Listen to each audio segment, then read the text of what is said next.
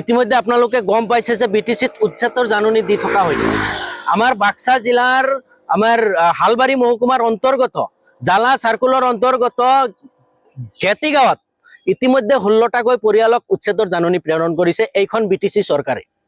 চাওক, আপোনালোকে জানে 2003 চনৰ 10 ফেব্ৰুৱাৰীৰ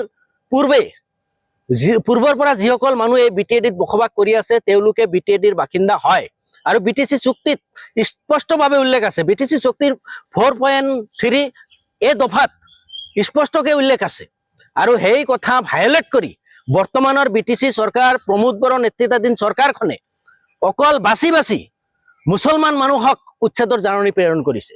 ইয়াতকৈ দুখ লগা কথা হ'ব নোৱাৰে। আমি দাবী উত্থাপন কৰিছো চৰকাৰৰ ওচৰত, যিখিনি অঞ্চলত আপোনালোকে উচ্ছেদৰ জাননী প্ৰেৰণ কৰিছে সেই অঞ্চলত কেৱল মাত্ৰ মুছলমান লোকেই বসবাস কৰি আছে নেকি? তাত অইন জাতি জনগোষ্ঠীৰ মানুহ বসবাস কৰি আছে। কেৱল বাছি বাছি সংখ্যালঘু মানুহ, কেৱল বাছি বাছি মুছলমান মানুহক কিয় উচ্ছেদৰ জাননী প্ৰেৰণ কৰা হ'ল? আমি চৰকাৰক প্ৰশ্ন কৰিছো, পৰিৱৰ্তনৰ নামত বিটিএডিত যিখন চৰকাৰ আহিলে এই পৰিৱৰ্তন নেকি মুছলমানসকলক শেষ কৰি দিয়াৰ প্লেনিং ৰচনা কৰিছে নেকি প্ৰমোদ বড়ো ডাঙৰীয়াৰ নেতৃত্বাধীন চৰকাৰখনে? আমি প্ৰমোদ বড়োক প্ৰশ্ন কৰিছো।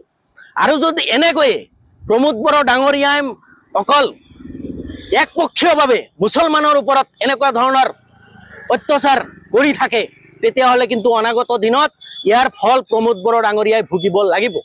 আৰু তাৰ সমান্তৰালকৈ আমি চৰকাৰক আহ্বান জনাইছো, আপোনালোকে জানে বিটিচিত বসবাস কৰা প্ৰত্যেকজন নাগৰিকৰে ভূমিৰ অধিকাৰ থাকিব লাগিব। এইখন বিটিচি চুক্তিত যিহেতু উল্লেখ আছে। আৰু তাৰ লগতে আমি আহ্বান জনাইছো চৰকাৰক, আপোনালোকে সদায় উন্নয়নৰ কথা কয়, উন্নয়নৰ নামত আপোনালোকে ঢাকঢোল বজাই থাকে, কিন্তু বিটিটিৰ যি উন্নয়ন, বিটিএডিৰ উন্নয়ন কিন্তু জিৰো।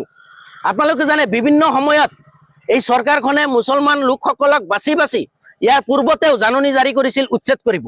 আমি বেদখলকাৰীৰ পক্ষত নহয়। আমচুৰ এটা কথা স্পষ্ট, বেদখলকাৰীৰ পক্ষত নহয়, বেদখল মুক্ত হ'ব লাগে। কিন্তু তেওঁলোকৰ যে বাছি থকাৰ কল্যাণকামী ৰাষ্ট্ৰ এখনত অন্ন বস্ত্ৰ আৰু বাসস্থানৰ অধিকাৰটো থাকিব লাগিব কল্যাণকামী ৰাষ্ট্ৰ এখনত। সেইকাৰণে আমি দাবী উত্থাপন কৰিছো, উচ্ছেদৰ পূৰ্বেই তেওঁলোকক পুনৰ সংস্থাপনৰ ব্যৱস্থা কৰিব লাগিব আৰু তেওঁলোকক ভূমি পট্টা প্ৰদান কৰিব লাগিব। আৰু যদি কৰা নহয়, প্ৰমোদ বড়ো চৰকাৰে যদি খামখিয়ালিভাৱে এই মানুহবিলাকক উচ্ছেদ কৰে, বুলডোজাৰৰ ৰাজনীতি যদি তেওঁলোকে কৰিব বিচাৰে, তেতিয়াহ'লে কিন্তু আমচুৱে বহি নাথাকে। সমগ্ৰ বিটিচিত ধাৰাবাহিকভাৱে আন্দোলন কৰিব, সমগ্ৰ বিটিচি স্তব্ধ কৰি দিয়া হ'ব, ৰাজপথ স্তব্ধ কৰি দিয়া হ'ব। প্ৰমোদ বড়ো চৰকাৰৰ যি মেচিনাৰী বিকল কৰি দিয়াৰ কাৰণে প্ৰস্তুত থাকিব সদৌ অসম সংখ্যালঘু ছাত্ৰ ইউনিয়নে। গণতান্ত্ৰিকভাৱে হ'ব। আমি কোনো আইন হাতত তুলি নলওঁ, আমি গণতান্ত্ৰিকভাৱে প্ৰতিবাদ কৰিম আৰু এই প্ৰতিবাদৰ মুখামুখি প্ৰমোদ বড়ো চৰকাৰক থাকিবলৈ ৰেডি হোৱাৰ কাৰণে আমি আহ্বান জনাইছো। আগন্তুক পৰিষদীয় নিৰ্বাচনত স্পষ্টভাৱে প্ৰমোদ বড়ো ডাঙৰীয়াক কৈছো, আপোনাক এবাৰ উচিত শিক্ষা দিয়া হ'ব।